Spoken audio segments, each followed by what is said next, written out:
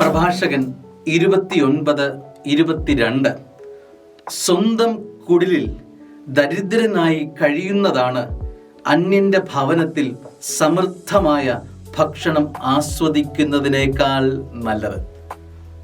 സ്വന്തം കുടിലിൽ ദരിദ്രനായി കഴിയുന്നത് ഒരനുഗ്രഹമായി കരുതണം. സ്നേഹമുള്ളവരെ, അയൽവക്കത്തെ സന്തോഷങ്ങളിൽ മതിമറക്കരുത്. അതിലേക്ക് നീ ശ്രദ്ധ വയ്ക്കരുത്. നിന്റെ ജീവിതത്തിൽ ഒരുപക്ഷെ ദാരിദ്ര്യമായിരിക്കാം, നിന്റെ ജീവിതത്തിൽ ഒരുപക്ഷെ ക്ലേശമായിരിക്കാം, നിന്റെ ജീവിതത്തിൽ ഒരുപക്ഷെ സങ്കടകരമായ അനുഭവങ്ങളായിരിക്കാം. അതിൽ സ്വർഗം അനുഗ്രഹം ഒളിപ്പിച്ചു വെച്ചിട്ടുണ്ട് എന്ന് അറിയുക. അതുകൊണ്ട് തന്നെ ഈ വചനം എൻ്റെ ജീവിതത്തിൽ മാംസം ധരിക്കാൻ വേണ്ടി ആഗ്രഹിക്കണം. സ്നേഹമുള്ളവരെ, സ്വന്തം കുടിലിൽ ദരിദ്രനായി കഴിയുന്നതാണ് അന്യന്റെ ഭവനത്തിൽ സമൃദ്ധമായ ഭക്ഷണം ആസ്വദിക്കുന്നതിനേക്കാൾ നല്ലത്.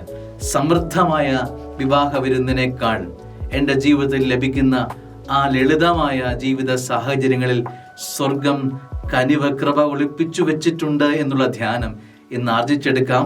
പ്രഭാതം നിനക്ക് അനുഗ്രഹമാവട്ടെ. ദൈവം അനുഗ്രഹിക്കട്ടെ. ആമേൻ.